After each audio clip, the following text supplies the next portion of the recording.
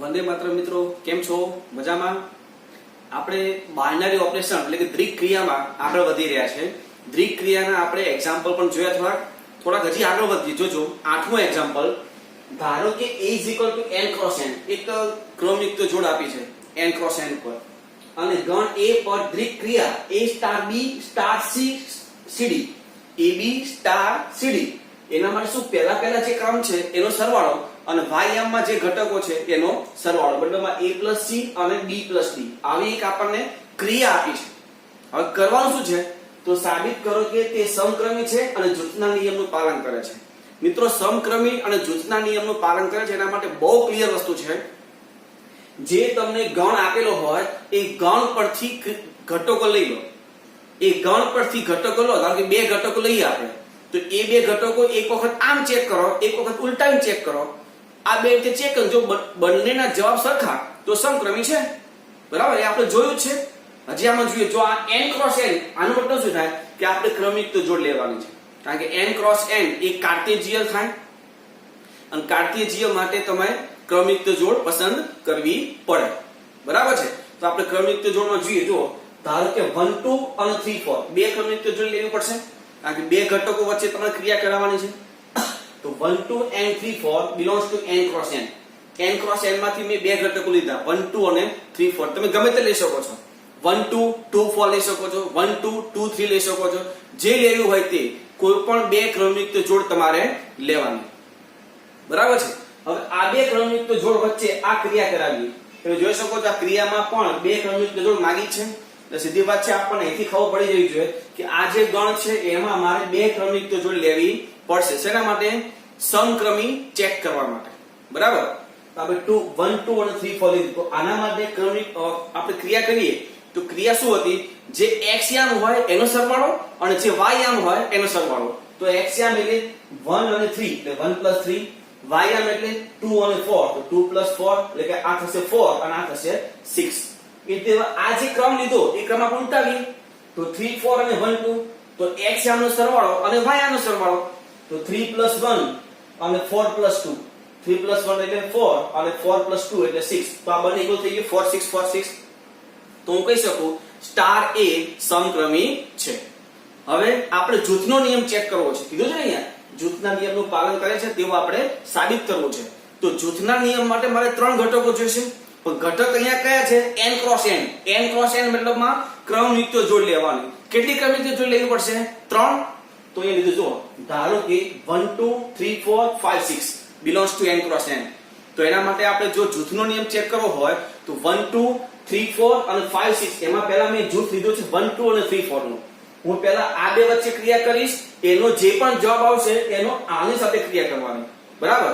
તો આમાં આપણે ક્રિયા કઈશું કે જો 1 + 3 અને 2 + 4, 1 + 3 અને 2 + 4, એનો જે જવાબ છે એની ક્રિયા કોની સાથે? તો કે 5 6 સાથે. આનો જવાબ શું થશે? 4 અને 6. તો આ 4 6 અને 5 6 એ બે વચ્ચે ક્રિયા કરીએ તો x યામનો સરવાળો આ 4 અને 5 અને આ 6 ને 6, 4 + 5 એટલે 9, 6 + 6 એટલે 12. એટલે આ જે છે આની ક્રિયા શું થઈ? 9 12.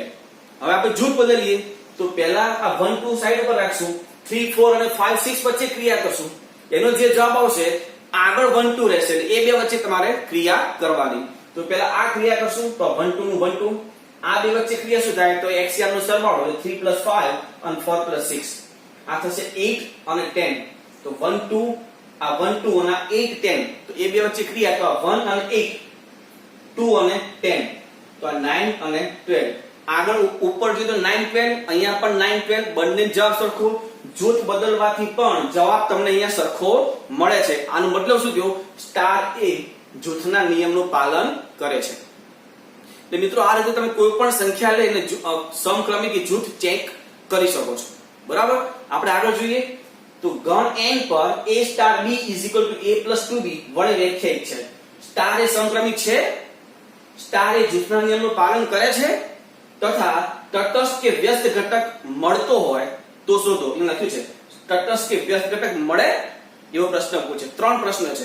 સમક્રમી છે ચેક કરવાનું, જૂથના નિયમનું પાલન કરે છે એ પણ ચેક કરવાનું, અને જો શક્ય હોય તો તટસ્થ કે વ્યસ્ત ઘટક આપણે મેળવવો છે. તો સૌપ્રથમ સમક્રમી ચેક કરવું હોય તો કયો ગણ આપે છે n. n ઉપર કોઈ પણ બે સંખ્યા લઈ લો. જો આપણને ખબર કેમ પડે કે આપણે ક્રમિક જોડ લેવાની કે સંખ્યા લેવાની, તો બે રીતે ખબર પડે. એક તો ગણ જો અહીંયા n ક્રોસ n એટલે કાર્ટેશિયન આપ્યું છે અને અહીંયા ફક્ત n આપ્યું છે. કાર્ટેશિયન આપ્યું હોય તો સીધી વાત છે તમારે ક્રમિક જોડ જ લેવાની હોય, અને આવું સિમ્પલ આપ્યું હોય તો એ પણ તમને ખ્યાલ આવે છે પછી સંખ્યા લેવાની છે. બીજી વસ્તુ, જે પણ તમને ક્રિયા આપી હોય ને ક્રિયા, એના પરથી પણ ખબર પડે. જો આ જે ક્રિયા છે સ્ટાર, એ સ્ટાર ક્રિયા કોની વચ્ચે છે તો કે AB અને CD વચ્ચે. તો AB અને CD બંને ક્રમિક જોડ જ થઈ. અને અહીંયા જે સ્ટાર છે એ કોના વચ્ચે છે તો કે A અને B વચ્ચે. તો આવું આપ્યું હોય તો પણ તમને ખબર પડી જાય કે આ ક્રમિક જોડ છે અને આ સિમ્પલ સંખ્યા લેવાની છે. એટલે એ પણ અહીંયા ક્લિયર થઈ જાય છે. બરાબર. તો આપણે ગણ n પર બે સંખ્યાઓ લઈએ. ધારો કે 2 3 belongs to n. તો 2 અને 3 માં મૂકો તો 2 સ્ટાર 3 is equal 2 પ્લસ અહીંયા શું થશે 2 into 3 એટલે 6. તો 2 સ્ટાર 3 is equal 2 plus 6 એટલે 8. હવે ઉલટાવીએ એટલે 3 સ્ટાર 2 ચેક કરીએ તો 3 સ્ટાર 2 જો પહેલો જે હોય એમને જે બીજો ઘટક છે એ બીજા ઘટકને 2 વડે ગુણવાનું છે અને પછી એમનો સરવાળો કરવાનો. જેમ કે જો આ 2 સ્ટાર 3 તો પહેલો ઘટક એમના બીજો ઘટક જે હતો એને 2 વડે ગુણવાનું 3 દુ 6 અને પછી એનો સરવાળો. એ જ રીતે અહીંયા 3 સ્ટાર 2 માં પહેલો ઘટક 3 એમના બીજો ઘટક 2 છે તો 2 ને 2 વડે ગુણો એટલે 4. તો 3 + 4 એટલે 7. આ 8 આવ્યું, આ 7 આવ્યું. મતલબમાં સ્ટાર એ સમક્રમી નથી. હવે જૂથના નિયમ માટે, તો જૂથના નિયમ માટે 3 ઘટકો જોઈશે. 3 ઘટકો પણ કેવા ક્રમિક જોડ કે સિમ્પલ તો કે સિમ્પલ, કારણ કે n છે એટલે ક્રિયા સિંગલ છે એટલે. તો હું લઈ લઉં ધારો કે 2 3 4 belongs to કેપિટલ N. તો 2 સ્ટાર 3 સ્ટાર 4. તો પેલા 2 સ્ટાર 3 શું થાય તો કે 2 પ્લસ અહીંયા 6 અને આ સ્ટાર 4 તો હતું જ, મતલબમાં 8 સ્ટાર 4. 8 સ્ટાર 4 આ 8 n 9 પ્લસ આ 4 હતું 4 into 2 કરવાનું આપણને ક્રિયા આપી છે એ પ્રમાણે. તો 4 into 2 એટલે 8 plus 8 એટલે 16. હવે જૂથ બદલીએ તો 2 સ્ટાર કૌંસમાં 3 સ્ટાર 4. તો આ 2 સ્ટાર n 9 આનું શું થાય 3 plus 8 એટલે 11. તો 2 સ્ટાર 11 તો 2 સ્ટાર 11 શું થાય 2 plus 22 બરાબર 24. પહેલું આવ્યું 16, બીજું આવ્યું 24. મતલબ આ સ્ટાર એ જૂથના નિયમનું પાલન કરતું નથી. મતલબ આ જે ક્રિયા આપી છે એ ક્રિયા નથી સમક્રમી, નથી જૂથના નિયમનું પાલન કરતું. અને હવે શું કહે છે, શું એ તટસ્થ ઘટક કે વ્યસ્ત ઘટક મળે? તો વ્યસ્ત ઘટક કે તટસ્થ ઘટક માં પહેલા શું મેળવવું પડે આપણે તો કે તટસ્થ ઘટક. કારણ કે જો આપણને આપેલ ક્રિયામાં તટસ્થ ઘટક હોય તો જ વ્યસ્ત ઘટક મળે. આપણે આગળ જોયું છે જો તટસ્થ ઘટકનું અસ્તિત્વ હોય તો જ આપણને વ્યસ્ત ઘટક મળે. બરાબર છે. આપણે ચેક કરીએ કે ધારો કે E belongs to n. E એ શું હતું તટસ્થ ઘટકનો સંકેત અને ગણ કયો છે n. તો આ ગણ ઉપર તટસ્થ ઘટક મળવું જોઈએ આ ક્રિયા માટે. તો આપણે ધારીએ કે ધારો કે તટસ્થ ઘટક E belongs to capital N છે. હવે જો તટસ્થ ઘટકની વ્યાખ્યા શું હતી તો કે A star E is equal to A થવું જોઈએ. તો મેં લીધું જો A star E is equal to A. આપણી પાસે A સ્ટાર E શું છે અહીંયા A સ્ટાર B બરાબર A plus 2B. તો A સ્ટાર E બરાબર A plus 2E is equal to A. બંને પાસે A કેન્સલ, શું વધ્યું 2E બરાબર 0. મતલબમાં E બરાબર 0. હવે E ની કિંમત તો 0 આવી, ઉપર શું લખ્યું હવે જો E belongs to n. E હંમેશા આપેલ ગણની અંદર હોવું જોઈએ. આપેલ ગણ તો n છે પણ અહીંયા E ની કિંમત 0 મળી તો શું 0 એ n માં કહેવાય નહીં? તો લખ્યું છે પરંતુ E equal to 0 does not belongs to n. જે આપણને E ની વેલ્યુ મળે છે એ આપણને આપેલા ગણની અંદર નથી. જો ગણની અંદર ન હોય તો એ તટસ્થ ઘટક શક્ય નથી. એટલે કે therefore તટસ્થ ઘટકનું અસ્તિત્વ નથી. અને બહુ ક્લિયર થઈ ગયું, જો એમાં તટસ્થ ઘટક હોય જ નહીં તો વ્યસ્ત ઘટકની કોઈ શક્યતા જ નથી. therefore વ્યસ્ત ઘટકનું પણ અસ્તિત્વ નથી. બરાબર છે મિત્રો. એટલે બહુ અગત્યનો ટોપિક છે જે ચાલી રહ્યો છે સમક્રમી જૂથનો નિયમ, તટસ્થ ઘટક ને વ્યસ્ત ઘટક.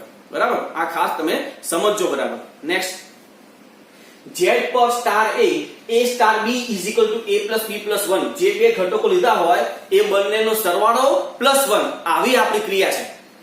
એનું શું કરવાનું વડે વ્યાખ્યાયિત છે જે જૂથના નિયમનું પાલન કરે છે ચેક કરો, પ્રશ્નાર્થ છે એટલે તથા તટસ્થ ઘટક અને વ્યસ્ત ઘટકનું અસ્તિત્વ હોય તો મેળવો. અહીંયા આપણે એવું કર્યું છે કે સમક્રમી પણ ચેક કરી લીધું છે. જો z આપ્યું છે તો z માંથી કોઈ પણ બે સંખ્યા લો, 2 3.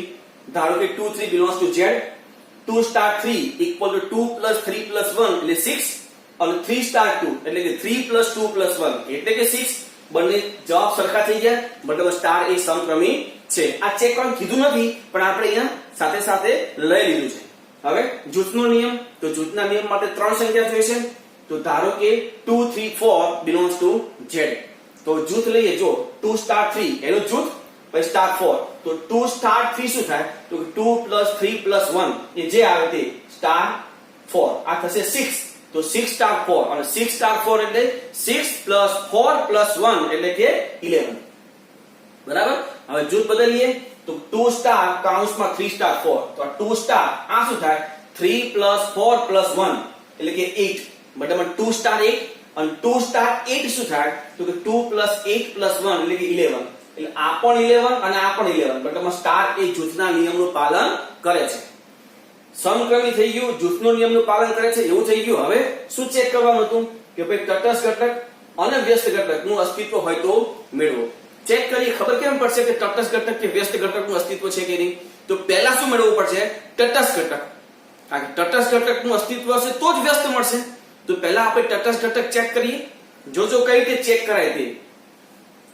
ધારો કે તટસ્થ ઘટક E belongs to Z. આપણને Z આપે તો Z લેવાનું, N આપ્યું હોય તો N લેવાનું. પણ જે આપ્યું હોય એમાં હોવો જોઈએ તટસ્થ ઘટક. તો ધારો કે તટસ્થ ઘટક E belongs to Z, માટે A star E is equal to A થવું જોઈએ. આ આપની વ્યાખ્યા હતી. A star E is equal to A. વ્યાખ્યા શું હતી? A star E equal to E star A equal to A. તો પહેલા શું કરવું? તટસ્થ ઘટક મેળવવો હોય કોઈ પણ જગ્યાએ તટસ્થ ઘટક મેળવવો હોય તો પહેલા શું કરવાનું? A star E equal to A લઈ લો. કારણ કે તટસ્થ ઘટક એટલે શું? એવી સંખ્યા કે જેનો કોઈ પણ સંખ્યા સાથે તમે ક્રિયા કરો તો જવાબ એ સંખ્યા પોતે આવે. તો અહીંયા E સાથે હું A ની ક્રિયા કરું તો જવાબ A આવે છે. તો આ લઈ લો પહેલા. આના પરથી આપણે E મેળવશું. જોજો A star E is equal to A. હવે A star E શું થાય? તો આના પરથી A plus E plus 1 A plus E plus 1 is equal to A. બે પાસથી A કેન્સલ, મતલબમાં E equal to -1 થયું. અને -1 આપણા ગણ z માં તો છે જ. બરાબર. આટલું કર્યા પછી જોજો ડાયરેક્ટ તટસ્થ ઘટક લઈ લેતા નહીં. હું એમ કહું ભાઈ 1 ગુણ્યા 2 equal to 2 થાય, પણ ધારો કે 2 ગુણ્યા 1 equal to 2 ન થતું હોય તો 1 ને તટસ્થ કહેવાય. બે બાજુથી 2 થવું જોઈએ ને. 1 into 2 એ પણ 2 અને 2 into 1 into equal to 2. જો બંને રીતે ચેન્જ કરવાથી પણ જો જવાબ 2 જ આવતો હોય તો જ તમે 1 ને તટસ્થ કહી શકો છો. એટલે હું આ ઉલટાવી જોઉં. હવે E star A ચેક કરીએ. ઉપર A star E લીધું હતું. A star E equal to A લઈ આપણે E મેળવ્યું. હવે અહીંયા જે ક્રમ લીધો હોય એના કરતા ઊંધો ક્રમ લઈ જુઓ. E star A એ આપણે હવે લાવીશું. E star A તો શું થાય? E plus A plus 1. પણ E ની વેલ્યુ -1 મળી તો -1 મૂકી દો. -1 plus A plus 1 is equal to આ બે કેન્સલ એટલે વધ્યું A. મતલબ શું થયું? જો A star E equal to A થાય છે અને E star A equal to પણ A થાય છે. મતલબમાં E જે મળ્યો છે એ આપણો તટસ્થ ઘટક કહી શકીએ. એટલે તટસ્થ ઘટક કઈ રીતે ચેક કરવાનું હું ફરી કહું તમને. તટસ્થ ઘટક કઈ રીતે ચેક કરવાનું? પહેલા A star E equal to A લઈ લો. A star E equal to A લઈ લેવાનું, જેના પરથી તમને E ની વેલ્યુ મળશે. હવે તમારે E star A લેવાનું, જેમાં E ની કિંમત તમારે મૂકી દેવાની. જે તમને E ની કિંમત મળી છે, આ E ની કિંમત -1 મૂકીને આપણે અહીંયા, તો E star A એમાં તમારે E ની વેલ્યુ મૂકી દેવાનું. અને જવાબ શું આવવો જોઈએ?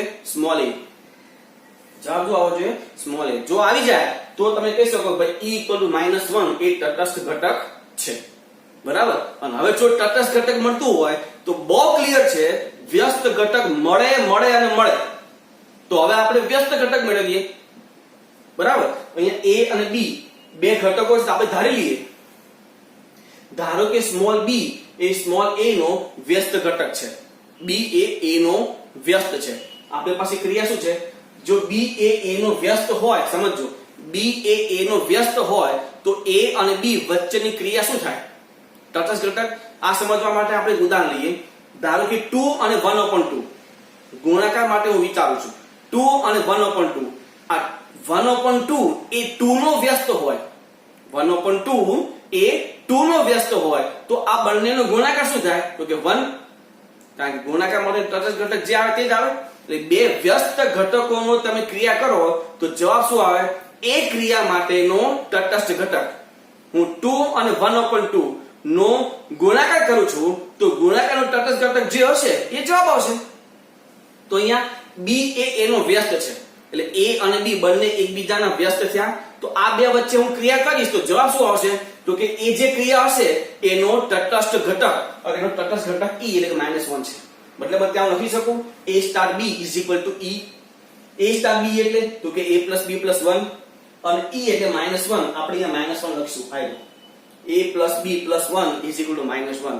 હવે વ્યસ્ત ઘટક કયો હતો? b. તો આપણે b ને કરતા બનાવશું. તો b ને કરતા બનાવો તો પેલું 1 પેલી બાજુ જાય, a પણ આ બાજુ જાય. તો b = -2 - a. b A a નો વ્યસ્ત હતો તો a નો વ્યસ્ત a ઇન્વર્સ, આ b ની જગ્યાએ હું a ઇન્વર્સ પણ લખી શકું. તો જવાબ શું? તો -a - 2. બરાબર. તમે આ જે છે આ b ની જગ્યા ઉપર a ઇન્વર્સ મૂકો તો a સ્ટાર a ઇન્વર્સ, આ તમે સાદુરૂપ આપશો. b ની કિંમત તમે મૂકશો આ તો જવાબ -1 તટસ્થ ઘટક આવે ના આવે. બરાબર છે. તો આપણો વ્યસ્ત ઘટક કયો થયો? -a - 2. ફરીથી તો ધ્યાન રાખજો, તટસ્થ ઘટક માટે શું કરવાનું? તો કે a સ્ટાર e = a લઈ લેવાનું. પછી e ની જે કિંમત મળે એ ક્યાં મૂકવાની? e સ્ટાર a માં. e સ્ટાર a માં એનો જવાબ શું આવવો જોઈએ? જો એનો જવાબ a આવી જાય તો એ તટસ્થ ઘટક છે.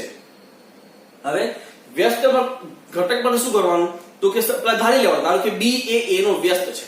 પછી a સ્ટાર b = e લઈ લેવાનું, જેમાં b ને તમારે કરતા બનાવવાનું. બરાબર છે. આપણે હજી આગળ દાખલા જોઈશું. જો સ્ટાર એ જૂથના નિયમનું પાલન કરે છે તથા e એ તટસ્થ ઘટક છે એવું આપણને કહી દીધું છે. જે ક્રિયા છે એ જૂથના નિયમનું પાલન કરે છે અને તટસ્થ ઘટક e પણ છે અને a નો વ્યસ્ત ઘટક પણ મળે છે. પણ સાબિત શું કરવાનું? a નો જે વ્યસ્ત ઘટક છે એ અનન્ય છે. મતલબમાં કોઈ પણ ઘટકનો વ્યસ્ત ઘટક એક અને માત્ર એક જ મળે એવું આપણે સાબિત કરવું છે. બરાબર. આપણે ઊંધું લઈ લઈએ. જો ધારો કે a ના બે વ્યસ્ત છે. a ના કેટલા વ્યસ્ત છે? 2. કયા? a' અને a'. હવે સમજો, જો a નો એક વ્યસ્ત a' હોય તો a સ્ટાર a' કે a' સ્ટાર a આ બંને શું આવવું જોઈએ? તટસ્થ ઘટક e.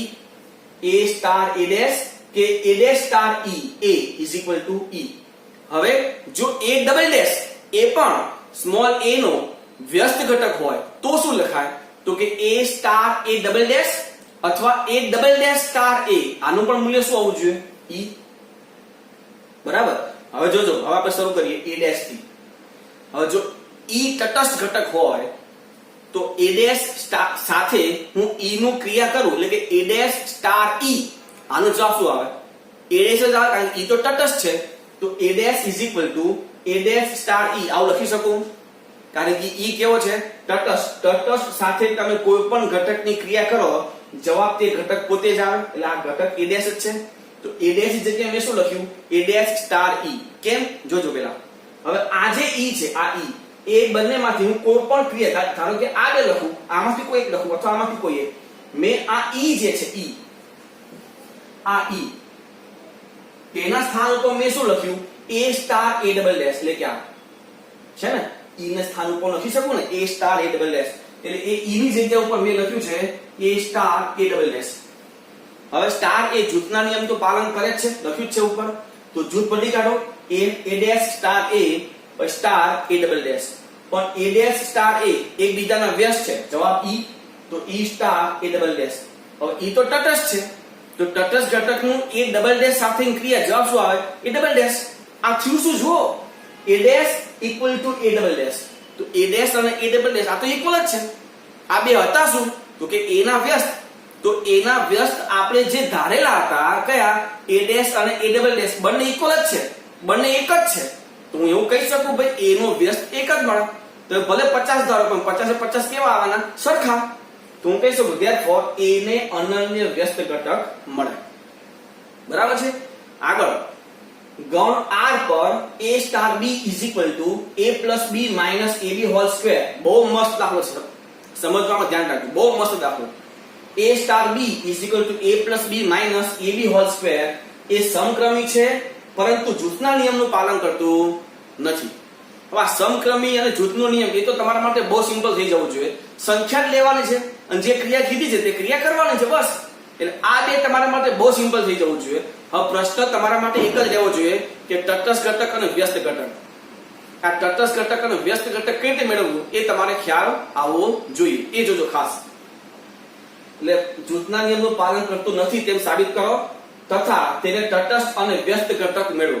તટસ્થ અને વ્યસ્ત ઘટક મેળવો એવું કીધું, એટલે મળતું જ હશે. આ તો ફિક્સ થઈ ગયું.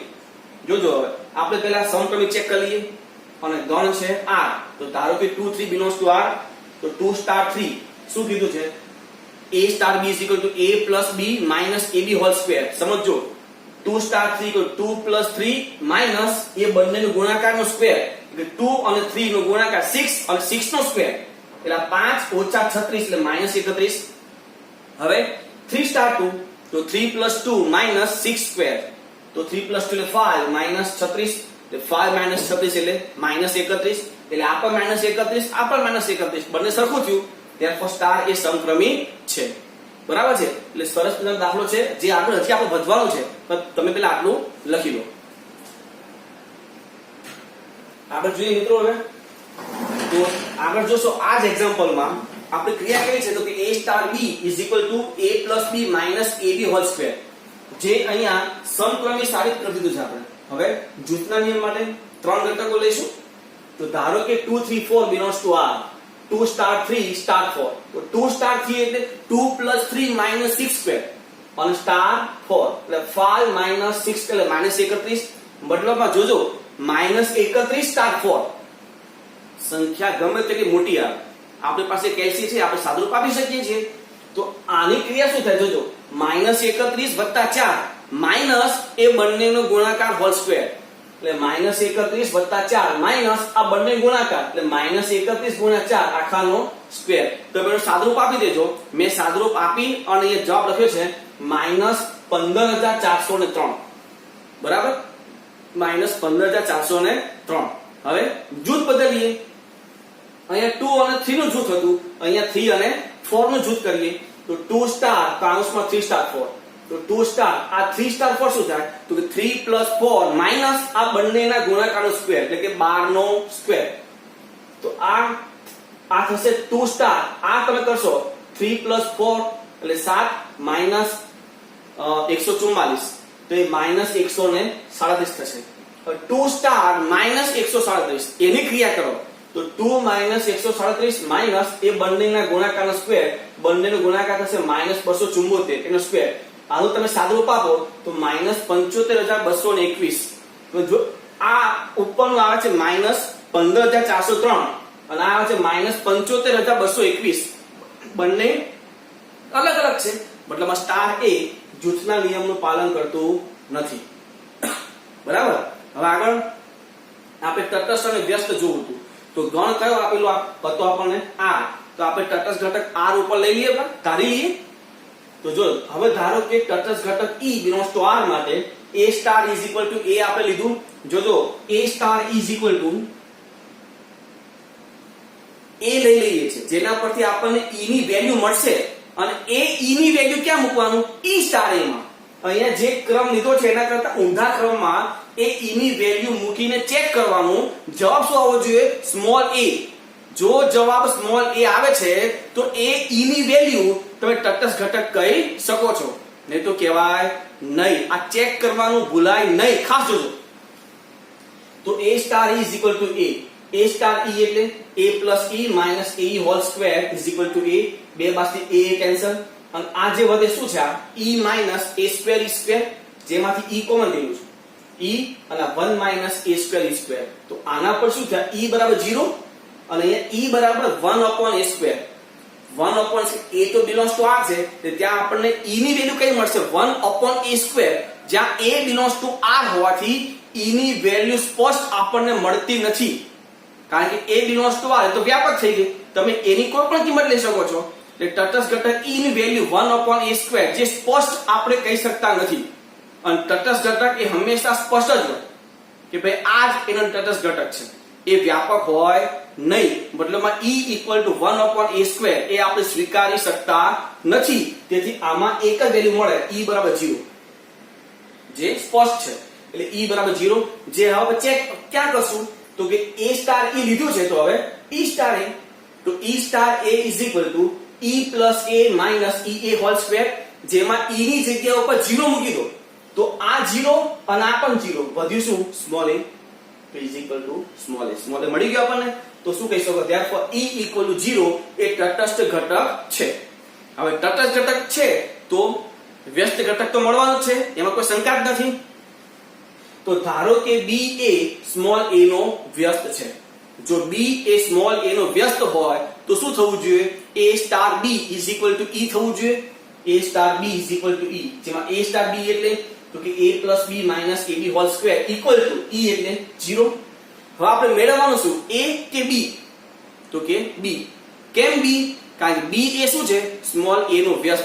આપણે વ્યસ્ત જ મેળવવો છે, મતલબ b પોતે વ્યસ્ત છે, તો b ની સંખ્યા મેળવવાની. હવે b જો મેળવવું હોય તો આ જે છે તમારે દ્વિઘાત સમીકરણના સ્વરૂપમાં ફેરવવું પડશે. કયા ચલમાં? તો કે b માં.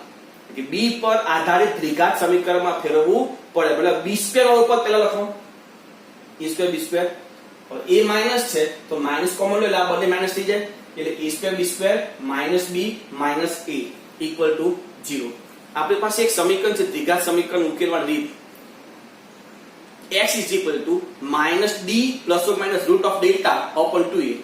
ફરી ચલ એટલે કે b એટલે કે alpha beta = -b ±√δ/2a. -b એટલે તો કે x નો સહગુણક, પણ અહીંયા x ની જગ્યા પર શું છે? b, જેનો સહગુણક -1 છે. તો ત્યાં કિંમત મૂકશો તો -1 +±δ એટલે b² - 4ac. એ સાદો પાડો તો 1 + 4a³ થશે, અને છેદમાં 2a, a એટલે a² છે. એટલે આ ખાસ કિંમત તો મૂકજો ખાલી, જે આપણે 20 તમે 8મા 9 માંથી ભણો છો. એટલે b ની કિંમત કઈ મળી? 1 ± √1 + 4a³ / 2a². એટલે a ઇન્વર્સ = 1 ± √1 + 4a³ / 2a². બરાબર છે? તો આ દાખલો બહુ અગત્યનો, બહુ સરસ મજાનો દાખલો હતો. નેક્સ્ટ, જો R1 અને R2 ગણ A માં સામ્ય સંબંધ હોય, R1 અને R2 ગણ A માં સામ્ય સંબંધ હોય તો સાબિત કરો કે તે બંનેનો છેદગણ એ પણ સામ્ય હોય. R1 અને R2 સામ્ય તો એનો છેદગણ પણ સામ્ય. આ MCQ માં પૂછી શકાય કે ભાઈ R1 અને R2 સામ્ય હોય તો R1/R2 એ ખાલી જગ્યા હોય, અથવા ખાલી જગ્યા એ પણ સામ્ય થાય. તો ઓપ્શનમાં આપેલું હોય R1/R2. બરાબર? તો ઓપ્શન ગમે તે હોય એ તમારે શોધવાનું. તો સાબિત કરીએ. અહીં R1 અને R2 સામ્ય સંબંધ છે, એટલે small a belongs to R1 અને small a belongs to R2. કારણ સામ્ય હોય તો સ્વવાચક તો હોવાના. તો અહીંયા પેલા આપણે સ્વવાચક લીધું છે. a પોતાનું સાથે belongs to R1, કારણ કે સ્વવાચક છે, આના પર નક્કી થયું. R1 સ્વવાચક છે, આના પરથી R2 પણ સ્વવાચક છે. હવે જો આ ઘટક R1 માં પણ હોય અને એ ઘટક બીજો એ જ ઘટક R2 માં પણ હોય, એટલે કે બંને ગણમાં સેમ ઘટક હોય તો એ બંને ગણના છેદગણમાં પણ એ ઘટક હોવાનો છે. ફરી કહું, જો R1 માં એ છે, R2 માં પણ એ છે, તો R1 અને R2 એના છેદગણમાં આ એ તો હોવાનો છે. તો એ belongs to R1/R2. મતલબમાં શું કહી શકાય? R1/R2 એ સ્વવાચક થઈ ગયું.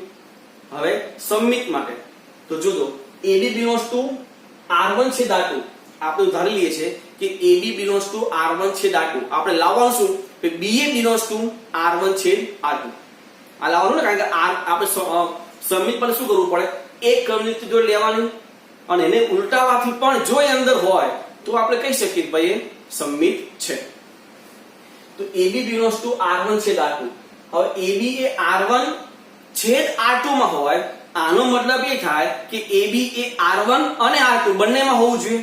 બંનેમાં હોય તો જ એના છેદગણમાં હોય. તો લખ્યું છે AB belongs to R1 અને AB belongs to R2. હવે જો AB belongs to R1 હોય અને R1 તો સામ્ય કીધું છે, હવે સમજો, જો R1 સામ્ય હોય તો સમમિત તો હોય જ, અને જો સમમિત હોય તો AB belongs to R1 તો BA belongs to R1 લખી શકું કારણ કે R1 તો સમિત છે એ જ રીતે AB belongs to R2 R2 સામ્ય છે એટલે સમિત હોવાનું અને સમિત છે એટલે BA belongs to R2 હવે BA R1 માં પણ છે અને R2 માં પણ છે તો સીધી વાત છે BA R1 છે R2 માં હોવાનું છે તો BA belongs to R1 છે R2 તેથી R1 છે R2 એ પણ સમિત થયું હવે પરમપદ માટે બીજું બહુ અગત્યની વસ્તુ છે થોડું વિચારવું પડશે બરાબર છે બહુ સમજજો હવે આપણે પરમપદ માટે બે ઘટકો લેવા પડશે આમ તો ત્રણ ઘટક લેવા પડે અહીંયા આપણે જોઈએ જો AB belongs to R1 છેદ R2 અને BC belongs to R1 છેદ R2 AB અને BC એ R1 છેદ R2 માં આપણે લીધું હવે એના પરથી લાવવાનું શું પહેલો અને છેલ્લો ઘટક એટલે A અને C તો A અને C એ પણ R1 છેદ R2 માં હોવું જોઈએ મેં ત્રણ ઘટક લીધા છે A B અને C પહેલા AB જે R1 છેદ R2 માં છે પછી BC એ પણ R1 છેદ R2 માં છે પહેલી ક્રમિક જો પૂરી ક્યાં થાય B આગળ તો બીજી ક્રમિક જો શરૂ ક્યાં થઈ B આગળ બરાબર છે હવે જોજો AB belongs to R1 આના પરથી આ જે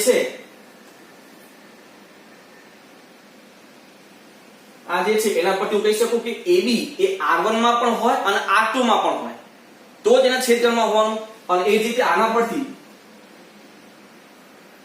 હું કહી શકું કે BC જે છે એ R1 માં હોય અને R2 માં પણ હોય તો છે જો AB જે R1 માં પણ છે R2 માં છે BC જે R1 માં પણ છે R2 માં છે મતલબમાં આના પરથી હવે આ જે છે આ બે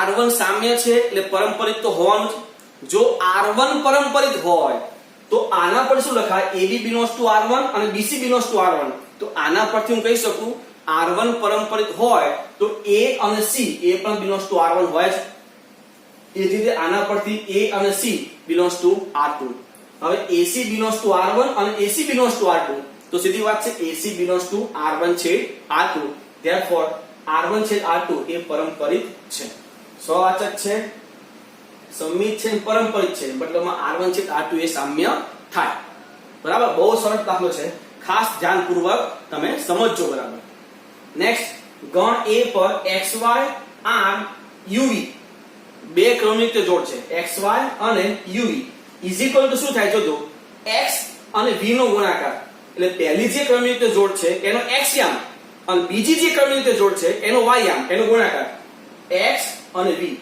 પહેલી ક્રમિક જોડનો x યામ અને બીજી ક્રમિક જોડનો y યામ એટલે x યામ અને y યામનો ગુણાકાર ઇક્વલ ટુ y યામ અને x યામનો ગુણાકાર આવી ક્રિયા છે જો xv અને uy બરાબર છે કરવાનું શું છે દ્વારા વ્યાખ્યાયિત સંબંધ છે તો સાબિત કરો કે r એ સામ્ય સંબંધ છે બરાબર સામ્ય સંબંધ સમજવો છે તો આપણે પહેલા કોઈ પણ આ ક્રમિક જોડ લેવાની છે આના પરથી આપણને ખબર પડી જાય કે આપણે સંબંધ ચેક કરવો હોય તો ક્રમિક જોડ લેવી પડશે તો સામ્ય ચેક કરવું હોય તો પહેલા શું ચેક કરવું પડે સ્વવાચક તો સ્વવાચક માટે મારે એક ક્રમિક જોડ એટલે કે એક ક્રમિક જોડની તેની સાથે જ મારે આ ક્રિયા ચેક કરવી પડે તો ધારો કે four xy belongs to capital A ગણ જે આપ્યો છે ક્રમિક જોડ લઉં છું xy તો xy નું xy સાથે જ આ ક્રિયા ચેક કરીએ તો xy રિલેશન xy હવે આપણો ક્રિયા કઈ હતી પહેલાની x યામ ને બીજાનો y યામ તો x યામ અને y યામ એટલે xy ઇક્વલ ટુ બાકીના બેનો ગુણાકાર એટલે yx તો xy ઇક્વલ ટુ yx મતલબમાં xy ઇક્વલ ટુ xy થાય ગુણાકાર તમે xy કરો કે ys કરો બંને એક જ થાય છે તો આ તો ઇક્વલ થઈ ગયું મતલબમાં r એ સ્વવાચક થઈ ગયું હવે સમિત બતાવવું છે તો સમિત માટે શું કરવું પડે મારે બે ક્રમિક જોડ લેવી પડશે તો હું બે ક્રમિક જોડ પસંદ કરું છું તો ફોર ઓલ xy અને uv belongs to capital A માટે xy સંબંધ છે uv xy સંબંધ છે uv મારે લાવવાનું શું હવે uv સંબંધ છે xy જોજો xy સંબંધ છે uv તો આની ક્રિયા કઈ થાય તો કે x v is equal to y into u x into v equal to y into u अब આ જે છે આ એને ઉલટાઈ દે કે ગુણાકારમાં તમે ક્રમ ચેન્જ કરી શકો છો equal to uv u y equal to xv આને હું આમ લખી શકું uv સંબંધ છે xy કારણ કે પહેલાનો અને છેલ્લાનો ગુણાકાર u અને y તો આ uy અને વચ્ચેના બે v અને x તો કે આ v અને x તો સંબંધનું સમાધાન થાય જ છે તો તમે આ જે છે તમે એને આમ લખી શકો છો તો આ તો શું થયું જુઓ xy સંબંધ છે uv હતું અને uv સંબંધ છે xy આવી ગયું, મતલબ આ એ સંમિત સંબંધ થઈ ગયો, આ તો થઈ ગયું ને. તો હવે આગળ વધીએ, પણ પહેલા તમે આટલું લખી લો. આગળ જોઈએ, આ સ્વવાચક અને સંમિત થઈ ગયું છે. આપણે શું જોઈશું હવે? પરંપરિત. તો પરંપરિત જોઈએ, જોજો. પરંપરિત માટે ત્રણ ક્રમની તો જોઈ લેવી પડશે.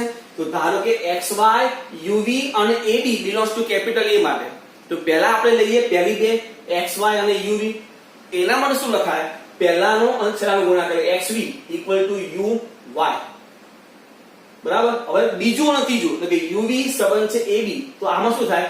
ub is equal to va. આને સમીકરણ નંબર 1, આને સમીકરણ નંબર 2. હવે આપણે લાવવાનું શું? તો કે પહેલી ક્રમિક જોડ નો સંબંધ ત્રીજી ક્રમિક જોડ, એટલે કે xy સંબંધ છે ab, આ આપણે લાવવાનું ને. મતલબ uv આમાં હોવું જોઈએ નહીં. તો મેં શું કર્યું? સમીકરણ નંબર 1 અને 2 એમાંથી u નો લોપ કરી દીધો છે. તો સમીકરણ નંબર 1 માંથી u ને કરતા બને શું થાય? xb upon y equal to આમાંથી u ને કરતા બને શું થાય? va upon b. સમીકરણ નંબર 1 અને 2 આના પરથી આપણે u નો લોપ કર્યો છે. હવે આ આપણને મળ્યું. તો આમાં જો બંને બાજુ અંશમાં v છે, તો v કેન્સલ, મતલબ x upon y equal to a upon b. Cross multiply કરો, xb is equal to ay. તો xb equal to ay તમે આમ લખી શકો છો. xy સંબંધ છે b, કાં ચેક કરો. પહેલાનો છેલ્લા સાથે ગુણાકાર xb છે અને વચ્ચેના બેનો ગુણાકાર ay આયો. તો લખી શકો તમે xy સંબંધ છે ab. એ તો સાબિત થઈ ગયું. r એ પરંપરિત છે. આપણે ચેક કર્યું, r એ સ્વવાચક છે, સંમિત છે, પરંપરિત છે. તો લખી શકાય r એ સામ્ય સંબંધ છે. નેક્સ્ટ, ગણ r પર નીચેની ક્રિયાઓ સમક્રમિક અને જૂથના નિયમને અનુસરે છે તેમ ચકાસો. તેમ આપણે સાબિત કરવું છે. તો ક્લિયર થઈ ગયું. સ્વવાચક, સમક્રમી અને જૂથનો નિયમ ચેક કરવો છે આપણે. પણ જોજો, ક્રિયા બહુ મસ્ત છે. a star b is equal to 1. તમે ગમે તે બે ઘટકો લો, જવાબ એક જ આવે 1. અને a અને b ગણ r માંથી લેવાના. ગમે તે તમે r માંથી બે ઘટક લો, જવાબ એક જ આવશે. એવું આ ક્રિયા કહે છે ને. તો આપણે લઈ લઈએ ભાઈ, ગમે તે બે ઘટકો લેવા છે. તો કે for all ab belongs to r, a star b equal to 1, b star a 1. કારણ કે ગમે તે બે ઘટક લો, જવાબ તો એક જ આવે છે, 1 જ. તો આમાં બંને જવાબ સરખો થયો, તો સ્ટાર એ સમક્રમી છે. હવે જૂથ માટે આપણે a b અને c લઈ લઈએ. તો a b c એટલે a star b star c. આ બે વેરિયેબલ નો જવાબ શું આવે છે? 1. તો 1 સ્ટાર c. 1 અને c એનો પણ જવાબ શું આવશે? 1. એટલે તમે આપણને જે ગણ આપ્યો છે r, એ r માંથી તમે કોઈ પણ બે ઘટકો લેશો, કોઈ પણ બે ઘટક ગમે તે, એની ક્રિયા 1 જ આવે છે. તો એ લખી શકાય છે કે 1 star c is equal to 1. હવે જૂથ બદલીએ. તો કે a આ સ્ટાર b સ્ટાર c. તો આ a star b star c શું છે? b અને c બંને r માંથી છે. જો બંને r માંથી હોય તો એની ક્રિયાનો જવાબ શું આવે છે? 1. તો a સ્ટાર 1 અને a સ્ટાર 1 એ પણ 1. આ બંને 1 1 થયું. તો સ્ટાર એ જૂથના નિયમને પણ અનુસરે છે. બીજો શું કે જો a star b is equal to a plus b by 2. જે બે ઘટકો લો એનો સરવાળો ભાગ્યા 2. તો આપણે સમક્રમી ચેક કરીએ પહેલા.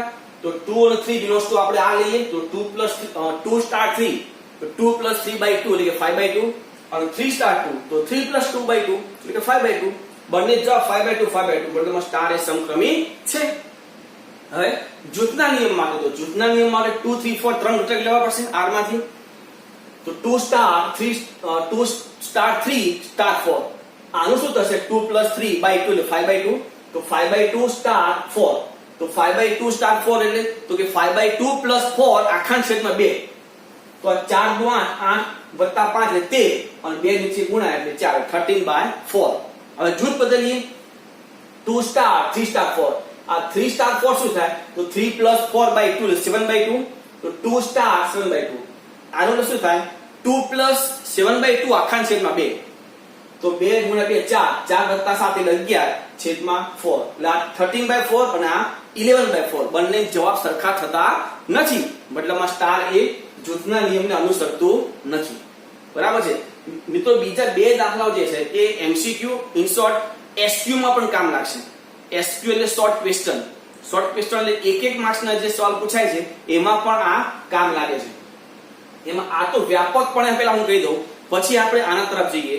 જો કોઈ ગણ આપેલો હોય, એ ગણનો એની સાપેક્ષ જ ફરી કોઈ ગણ તમને આપ્યો હોય એ ગણનો એની જ સાપેક્ષ કેટલા એક એક વિધેય મળે એવું પૂછે તો તે ગણમાં જેટલા ઘટકો હોય એટલા ફેક્ટોરિયલ એક એક વિધેય તમને મળશે. જો આપણે ચેક કરીએ આ 1 2 3 થી તેના પરના જ તમામ એક એક વિધેયની સંખ્યા 1 2 3 નું 1 2 3 પર જ કેટલા એક એક વિધેય મળે તો આપણે ચેક કરીએ. જો 1 2 3 નું 1 2 3 આગળ તો 1 નું 1 સાથે 1 નું 2 સાથે 1 નું 3 સાથે 3 થઈ ગયા.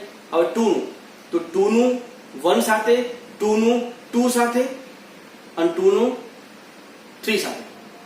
આ રીતે તમે જોશો 1 2 3 અને 1 2 3 1 નું 1 1 નું 2 1 નું 3. આ રીતે તમે આગળ વધો તો ટોટલ 3 ફેક્ટોરિયલ એક એક વિધેયની સંખ્યા કેટલી મળશે 3 ફેક્ટોરિયલ. તમે આગળ જોશો તો કોઈ સંખ્યા પાછી રિપીટ પણ થશે. આ મેં આપણે આગળ આજે ચેક કર્યું એક મને તમે લખશો એક એક ઘટક કેટલા મળે એક નું એક જ સાથે પછી એક નું 2 સાથે એવું તો કહેવાય નહીં. એક જ છે એ એક જ સાથે ઘટક બનાવવો જોઈએ બીજા કોઈ ઘટક સાથે બનાવવું જોઈએ નહીં. આ રીતે તમે ચેક કરજો તો એવા કેટલા ક્રમની જોડ મળશે 3 ફેક્ટોરિયલ. ઇન શોર્ટ જો વિચારવું હોય તો તમને આપેલા ગણમાં જેટલા ઘટકો હોય અને તેની જ પર જો આપણે એક એક વિધેય ચેક કરવા હોય તો જેટલા ઘટકો હોય એટલા ફેક્ટોરિયલ તમે કહી શકો છો. નેક્સ્ટ a = 1 2 3 એવું આપણને આપ્યું છે. સાબિત કરવાનું કહે છે કે 1 2 અને 2 3 ને સમાવતા એટલે કે આ બંનેનો સમાવેશ થવો જોઈએ ખરો. આ બંને અંદર હોવા જોઈએ હોય તેવા સ્વવાચક અને પરંપરિત હોય પરંતુ સંમિત ન હોય. સ્વવાચક હોય પરંપરિત હોય પરંતુ સંમિત ન હોય તેવા કેટલા સંબંધ બનાવી શકો તો સમજજો બરાબર. આ 1 2 3 પર 1 2 અને 2 3 તો હોવા જોઈએ. તો પહેલા આપણે R1 લઈએ. સ્વવાચક બનાવવું હોય તો 1 1 2 2 3 3 તો હોવો જ જોઈએ. તો 1 1 2 2 અને 3 3 એટલે સ્વવાચક તો થઈ ગયું. હવે આ બંને સમાવેશ પણ કરવો પડે તો 1 2 અને 2 3. હવે જો આપણે પરંપરિત હોય તો 1 2 અને 2 3 લઈએ તો 1 3 જવાબ આવવો જોઈએ પરંપરિત માટે તો 1 3 પણ મેં લખી દીધું. એટલે હવે આ જે છે સ્વવાચક અને સંમિત તો થઈ ગયું છે. હવે આપણે સ્વવાચક અને પરંપરિત થઈ ગયું છે. સંમિત ચેક કરીએ તો 1 2 નું ઊંધું 2 1 છે આમાં નહીં મતલબમાં સંમિત નથી. એટલે એક સંબંધ તો ક્લિયર થઈ ગયો એટલે એને ક્લોઝ કરી નાખો. જો એ જો ધારો કે સંમિત થતું હોય તો આપણે આગળ હજી એમાં કોઈ ઘટક ઉમેરવો પડે પણ આ સંમિત થતું નથી એટલે આને એમને એમ લેવા દો. બીજો ઘટક મેળવીએ. જો બીજો સંબંધ R2 તો R2 માં પહેલા તો આપણે સ્વવાચક તો બતાવવાનું છે તો સ્વવાચક માટે પહેલા 1 1 2 2 3 3 તો લેવું જ પડે કારણ કે સ્વવાચક તો હોવું જ જોઈએ. તો 1 1 2 2 3 3 લીધું. હવે આ બંને સમાવેશ કરવું પડે 1 2 અને 2 3 એ પણ અંદર સમાવેશ તો કરવાનો છે તો સમાવેશ આપણે કરી દીધો. હવે પરંપરિત કરવા માટે આ બંને માટે મારે 1 3 તો અંદર લેવું જ પડે તો 1 3 લીધું. હવે આ બેમાંથી કોઈ પણ એક ઘટક લઈ લો. કોઈ પણ બે ઘટક સાથે લેવાતા નથી. આ બે ઘટક સાથે લેશો તો સંમિત થઈ જશે. તો આ બેમાંથી કોઈ પણ એક ઘટકનું ઊંધું કરી નાખો તો કે 2 1. આ 1 2 નું ઊંધું 2 1 થાય પણ 2 3 નું ઊંધું 3 2 એ આમાં નથી બદલામાં સંમિત હજી પણ થશે નહીં. અને ત્રીજો સંબંધ આપણે કામ કરીએ આ 1 2 ની જગ્યાએ 2 આનું ઊંધું લઈ લઈએ 3 2.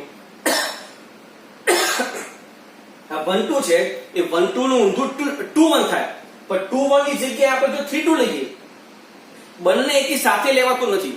બેમાંથી કોઈ પણ એક લેશો તો એ સંમિત થશે નહીં કારણ કે આ બે જે છે આ બે આ 1 2 નું ઊંધું 2 1 તો 1 2 માટે ભલે સંમિત થઈ જાય પણ 2 3 માટે સંમિત થાય 2 3 નું ઊંધું 3 2 એ આમાં નથી એટલે સંમિત નથી. પરંપરિત તો છે જ આ પણ સંમિત થતું નથી. આ 1 2 નું ઊંધું 2 1 લીધું. એક વખત આપણે શું કરીએ 2 3 ની જગ્યાએ 3 2 લઈએ. આ 2 1 ની જગ્યાએ 3 2 લઈએ એટલે બે ઘટક એકી સાથે નહીં અલગ અલગ. એક વખત આ લો એક વખત આ લો બંને વખત આ જે કીધું છે એનું સમાધાન થશે. બરાબર છે. એટલે આ ખાસ જોજો કેટલા સંબંધ મળે છે 3 સંબંધ અહીંયા કીધું છે. a = 1 2 3 તો સાબિત કરો કે 1 2 ને 2 1 2 3 ને સમાવતા સ્વવાચક પરંપરિત હોય પરંતુ સંમિત ન હોય તેવા સંબંધની સંખ્યા 3 મળે તો R1 R2 R3 3 સંબંધ અહીંયા આપણને મળે છે. બરાબર. હવે ધ્યાનપૂર્વક આ તો તમે લખી લો.